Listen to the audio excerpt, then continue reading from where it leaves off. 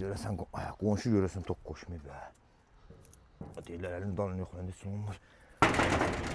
Ay, görəsən kimdir ya bunlar? Ay dədə var, qoymurlar ya bir rahat yatım ya. Sən işdən də yoruluq gəlmişəm. Ay, salam aleyküm.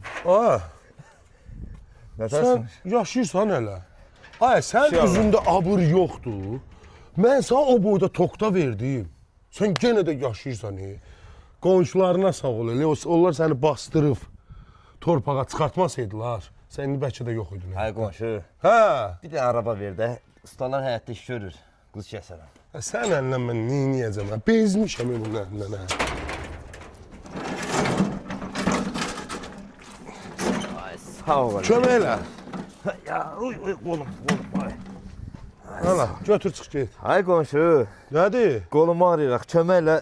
Ora kimi aparaq da bunu qonşuluqdayıq da.